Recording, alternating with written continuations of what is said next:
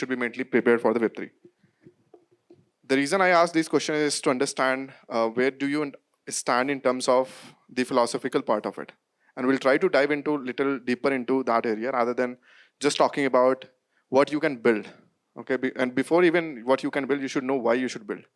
So, for example, the question for you, like to take care of, is like when you are building on Lens protocol or anywhere else, what should be the business around it? What you're thinking about going to like build and take it to the market and then generate a business out of it, right? So, a lot of those things we'll talk about it, and we'll also try to pull you into that discussion as well. So, the agenda of the call is to mentally get ready for the Web3. The reason being because I have been talking to a lot of founders who have been building into this space as a developers, and they came, joined, and then they built for next 2 years, and then in the third year, they never showed up their faces again. I personally know a lot of folks. When I started, I believe I started 3.5 years back. One of the initial phase, I'm also a developer and a hacker, and I'm a solution architect for information. But Web3 has made me to learn legal, accounting, and whatnot. So you can understand what Web3 can bring on table for you. So coming back to, again, in terms of my experience, I have started my journey from the kernel Gitcoin as a bounty hacker to building this Spheron, which we call currently as a Vercel for the Web3, but we are kind of moving towards to becoming more around DigitalOcean's kind of stuff rather than just becoming a static web application server. On the terms of mentally ready, right, on the Web3. So how many of you are aware about the value accrual process in the Web3 happens via token? So do you guys have any understanding about tokens? Okay. So what do you understand? Just anyone, just stand up from the, if anyone has a mic. So multiple meanings of a token. It could be a utility token, it could be a payment token, or it could just be like an L1 token wherein value accrual happens because of block space. So a token means very different things in different contexts. That you agree, right? And most of you building your product, how many of you thought about token yet? In a way, did think about how fees and value will be accrual. Like if in decentralized hiring, you have fees generated, and that could be value accrual if a token launches. Okay, so it's you who have been thinking about the token, right? How many else, any of you have been thinking about the token yet? All right, so most likely no. One more thing I would like to add on top of that. So my job is not to tell you like how the token should be designed. My job is to put you into your head, whenever you're designing any product into the Web3, you have to understand one thing is over the long span of time, your value accrual is going to be around your token over the time. Either it is utility token, as you said, either it is your transaction token, like payment token. Payment token is also utility only, or it is a governance token, or there might be a future innovation around the token side. So the thing which I wanted to point out here is like as a Web3 founders, on the mental state of yours, you should always understand one thing is like you should be reading and learning more about the tokens out there. And the reason being because how many of you are looking to raise the fund? Let's keep asking these questions. How many of you are looking to raise the funds? You are looking to raise the fund? All right. And how much and what is the process of on which basis you are raising the fund?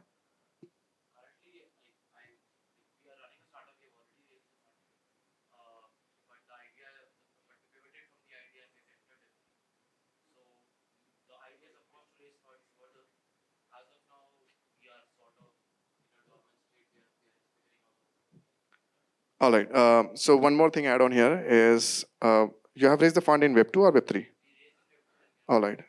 So which means like you have to do a lot of legal stuff to transfer your liabilities from Web2 company to a Web3 company.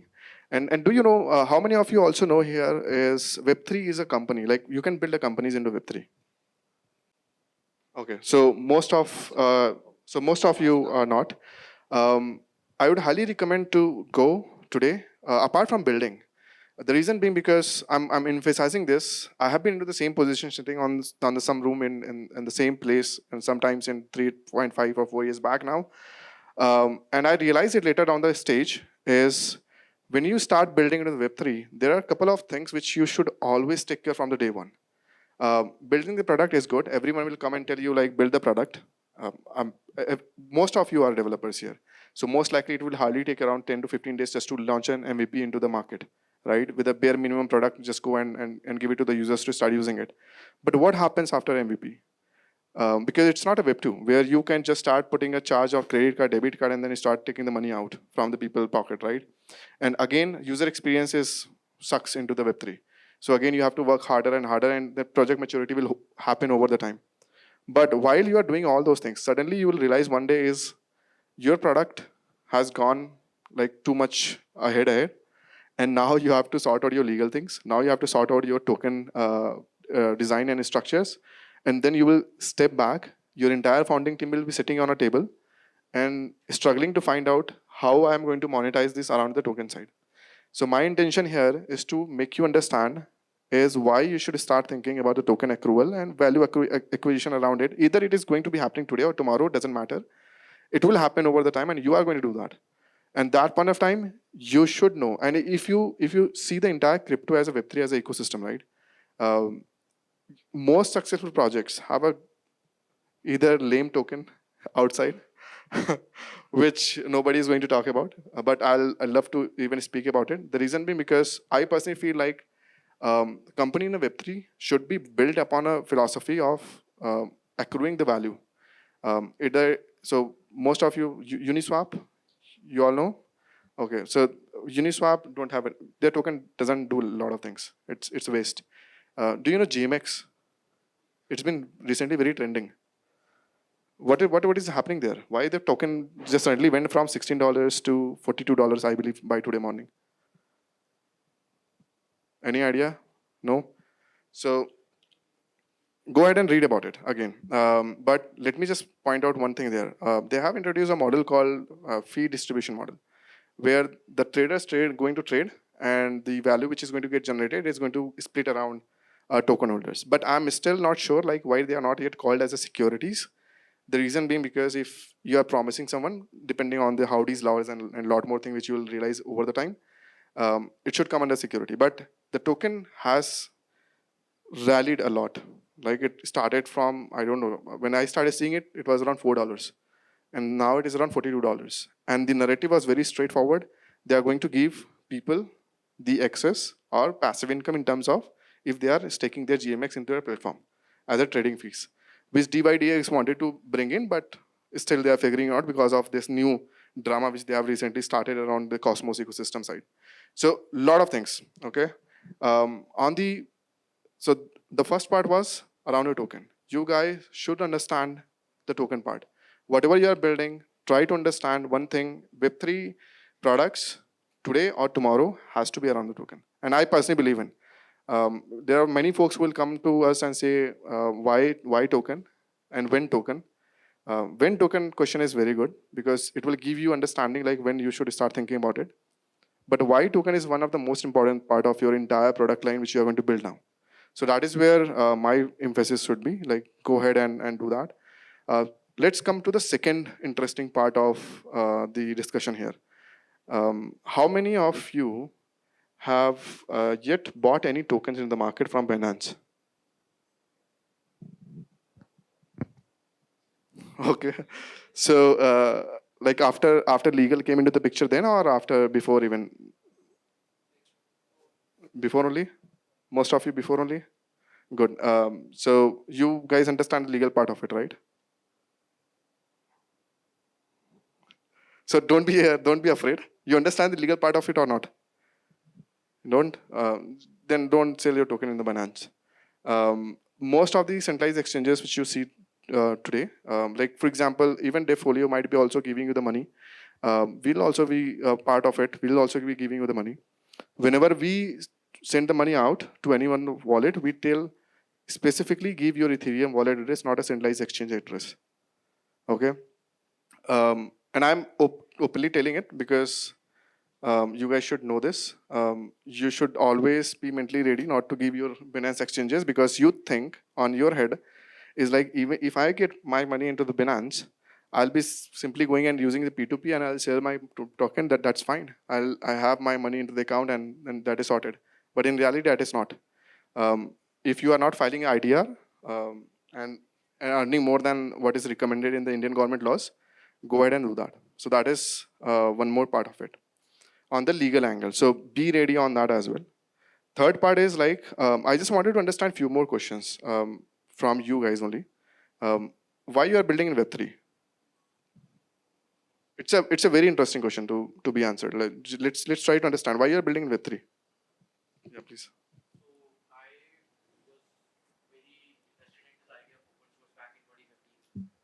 Back in 2014, 15, 16. That is when I was in college. I was introduced to the open source, and I started contributing to a lot of organizations. I contributed for about 4 5 years. But of course, when I jumped into the industry, I got lost the touch. And what I missed in open source was the open ability to contribute, to have mentors, which will really change your life. And I personally feel that whoever I am was because of that interaction with them. Uh, but back then there was no value associated with it. When I again started reading about Web3, I understood that apart from just that open culture, there is also value associated. And that is what personally brings me to the table, that hey, apart from open source, it is also value which you can accrue, which you can get and also improve upon. So just to add on top of your one misunderstanding there, even in Web2 also, you have value. The thing is the value accrual happens in a very different way there. So once you start contributing in the projects, they might hire you in their team, in the pro team, or you can also go and start offering the services of yours. So it's a totally different value proposition, but value is still there. Anyone else wants to add on like why you are building on Web3? On the back, somebody is raising the hand.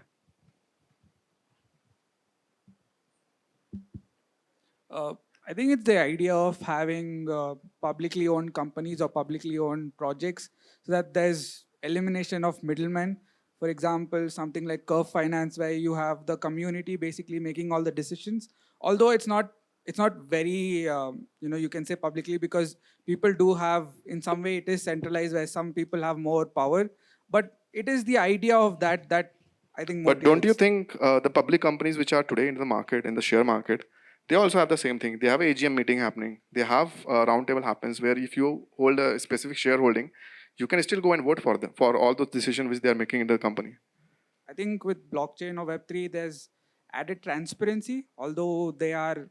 There is also a transparency. So whenever the AGM, if you don't know, so whenever the public company execute anything, they publish whatever happened in the board of directors, or whosoever the chairman, they write about the MOM, which you can go and see, like why they have not chosen your vote or whatever happened.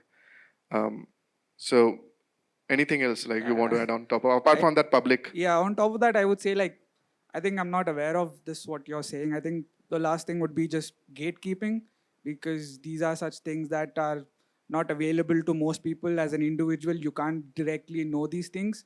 So, not in the sense that knowledge is gate kept, but it's rather like, yeah, I'm just speculating right now. So, yeah. All right, but it's a one of the points of DAOs which you see today, having the voting and all those things. But apart from that, anyone else? I'd love to hear a very good answer. So for me, it's about the tech. So I'm building a flash loan protocol, which would not actually be possible in Web 2. So I'm solving the problem of making flash loans more accessible to the retail users. So yeah, that's my Web 3 project, and that's why Why Web3 then? Why you haven't built it on Web2? because flash loans aren't possible on Web 2. You have to have a Web 3 infrastructure for that. For the flash loans? Yes. Because of that layer of RBI? No, it's not about the RBI. The technology is only possible on blockchain. I'll tell you on the technological perspective. We can have a debate on this. We were in a talk with, if you know Piyush from PhonePe founder, co-founder, and all these folks sitting on. So these folks were designing something called the same flash loans, and the reason being it now today after UPI integration, this can be possible. The Uh, only reason it is not yet been derived in terms of because of the lot of regulation which also comes with that. I would love to know how that works, like how that Yeah, works in Web so 2. we can extend. So there are folks who are writing about it in the Web2 as well, like how you can, on the market making side, how you can do that. So that is still there, but would love to hear one, like why Web3? Your thing is solid because as of now, Web2 is not ready. So you are building that. But Apart from the, let me put a point here. On the philosophical perspective, why you are building in Web3? On the philosophical, not on technical side.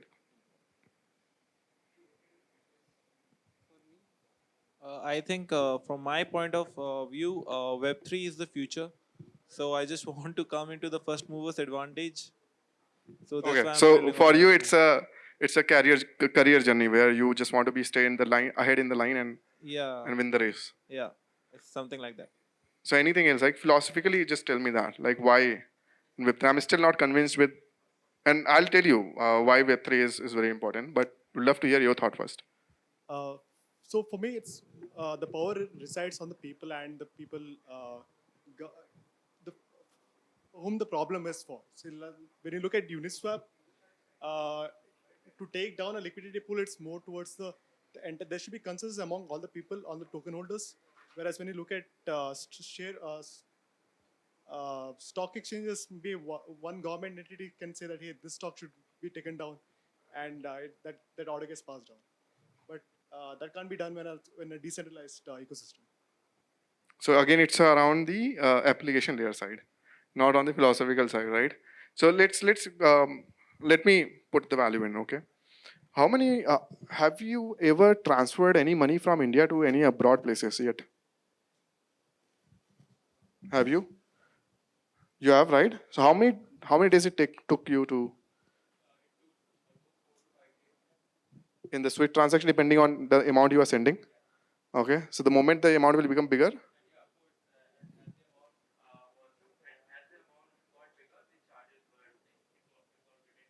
right? And have you tried sending it to the Nigerian folks or some other? No, then it's a different disaster out there. So on the one perspective for me, why I joined Web3 is because it was very easy for me to get the, and one thing which I learned, uh, I have completed, I just won one Gitcoin hackathon at that point of time, and they just executed a transaction. It was happening via GitHub. Like the moment approve happens on the GitHub, they used to send you the money in the wallet to you whitelist, right? And for me, on that same day, I received the money the moment my approval happened, and it was in USDC, right? And depending on like what they are sending, but it was a USDC.